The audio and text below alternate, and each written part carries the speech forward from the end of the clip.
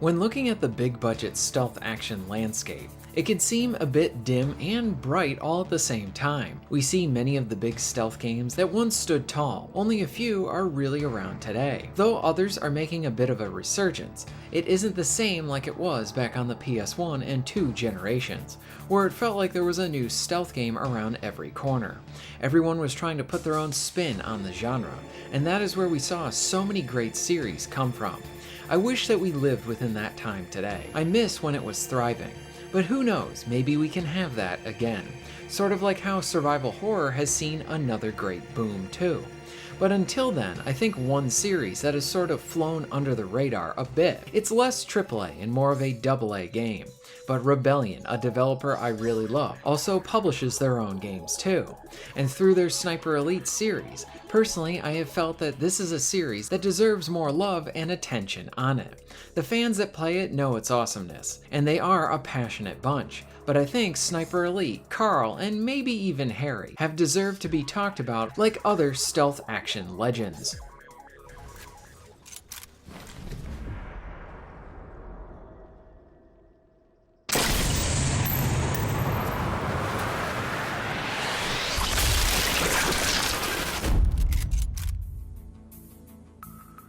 I will just get most of my bias out of the way right here, especially if you haven't seen any of my prior videos on any of the Sniper Elite games. I absolutely love this series. I started with Sniper Elite 2 and have been a fan since then. Watching this series grow has been great as well. There's a unique blend of fun that these games bring.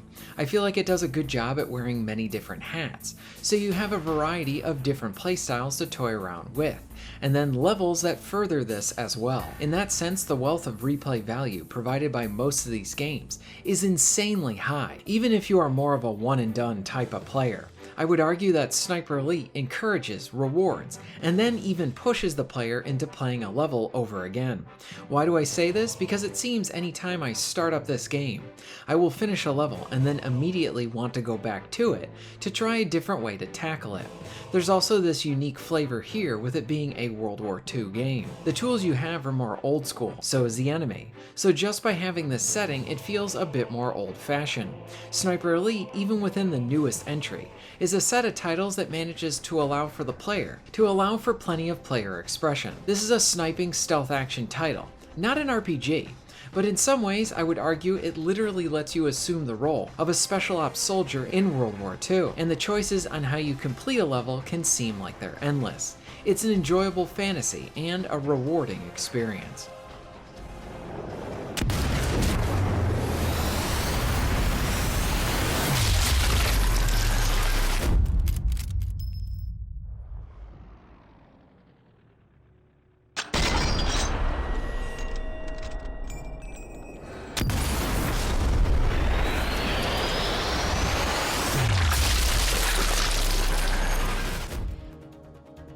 So you are new to Sniper Elite. What even is this series? You might have seen glimpses of the game and thought it's just a shooting gallery for sniping. And while that is kinda true, that really doesn't do the best job and really fully describe this title to someone.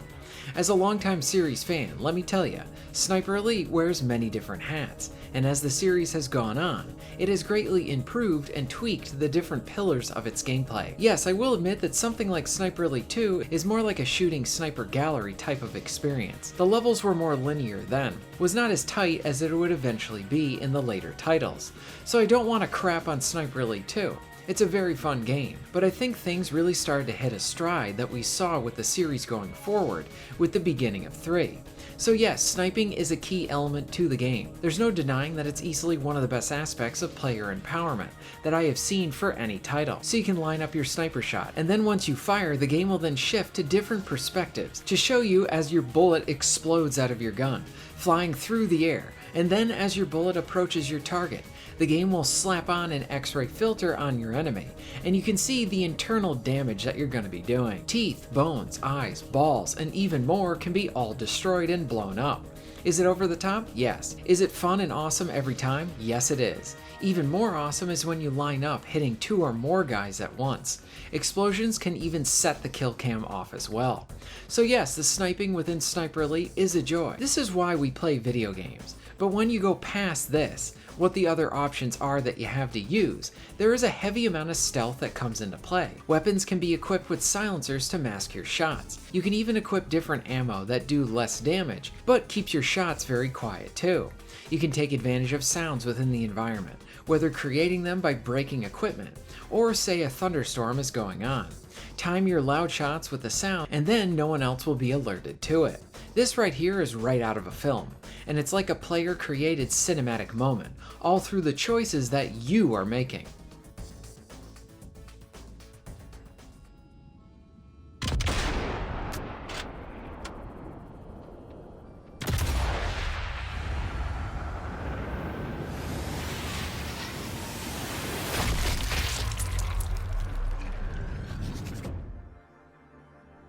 But the stealth options do not end there. You have takedowns, both of the lethal and non-lethal variety. Unlike many AAA games that feature stealth-like elements, you can even move and hide bodies here too. Traps can be used to both outright kill or just knock out enemies. Guns can be customized and curated and catered to your personal playstyle. This is where the tactical stealth action all comes into play. How do you want to play these games? There are so many options. You can go for a very strict stealth playthrough, using the whistle to coax in a guard, throw bottles to bait and then distract them. Or maybe you don't want to kill anyone, and you can just go for your target. The choice is yours, and you are rewarded for not killing as well. Or maybe you want to go more loud and noisy, set up the traps and then go to town. Or maybe you just rely on your sniper rifle. Sniper Elite provides all of these playstyles, while also allowing the player to pivot at a moment's notice. This allows for these spaces to have this dynamic like playground feeling to them. So you have a level, which are pretty big, a main objective, side objectives, kill targets, and some are even found through exploration too. So you have this big space, but it isn't too big, a good size, and then you have a load of options to figure out how you want to use it, and then play within this space. Sniper Elite really isn't a one and done type of experience. I sort of see this series as having an identity all its own, but it also takes and is inspired from the best. You can see elements from Metal Gear Solid, Splinter Cell, and other stealth action games here. To me, it's kind of like the Darksiders, where those games lift a lot of inspiration from some of the best in the industry. I feel like Sniper Elite does this for the stealth action titles. Even their Hitler levels have turned into very Hitman inspired, with how many different unique kills that you can do on him. I mean, if you're going to steal, steal from the best. So here it's elements that weave and work well together, with Sniper Elite gameplay and its themes. So I see it more as paying tribute and also being very well done too.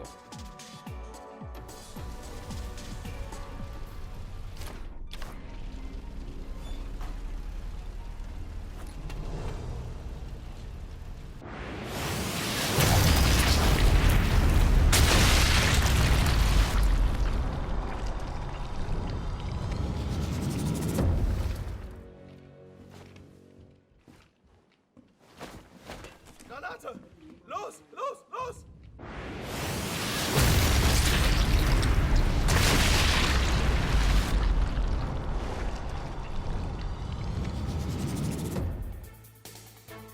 Circling back, when I look at the stealth landscape, I look at many of the legends that we once knew, and see how many of them deserve better than what they got, or how they are either missing or dormant today. Ubisoft has failed to do anything with Splinter Cell for almost a decade. How can you have a legend like that, a gaming icon, just disappear? I see the irony, especially considering the genre, but at the same time, I want some more games. We still have Michael Ironside with us. What are you doing with this property? At this point, I'll just take some remasters or anything, as long as it's actually Sam Fisher leading his own game. Ubisoft likes to roll him out like a mostly alive celebrity, put him in secondary projects, but never leading the way. It's a real shame what has happened to Sam and Splinter Cell. The same can be said for Tenchu. You mean to tell me that a stealth action ninja game would not sell like hotcakes right now? If Activision still has the property, they need to do something with this one too. Sony at least allowed for most of the Siphon Filter games to be available through the classic catalog collection, but that is one set of games that still deserves a final chapter, a proper final sequel to close out the loose ends of the last PSP game. But the two key talent behind those games left Bend Studios, so I just don't see that happening. Even if Siphon came back, My guess is that it probably wouldn't be the Siphon we once knew. But getting a proper set of remasters, maybe the guys that did the Tomb Raider and Soul Reaver remasters, they seem to be the right ones to get the job done. There are more where I'm like, where are these games or stealth action series? But it's all dark in this area. While new Hitman titles are probably not coming anytime soon, IO Interactive did a great job with the World of Assassination trilogy. So in that sense, we have plenty to enjoy for a long time, and Agent 47 has earned a bit of rest. Metal Gear Solid is coming back.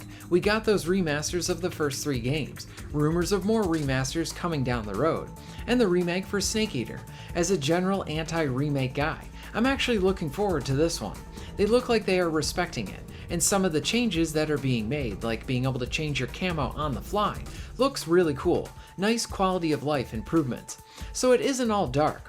But I am sure many of us are still very hungry for more quality stealth action titles. This is why the bulk of this video is praising the Sniper Elite series. It's one that I think many fans of other games like these that I've mentioned here would really get a lot out of Sniper Elite as well. It has plenty of options, stealth, sniping, and so much more.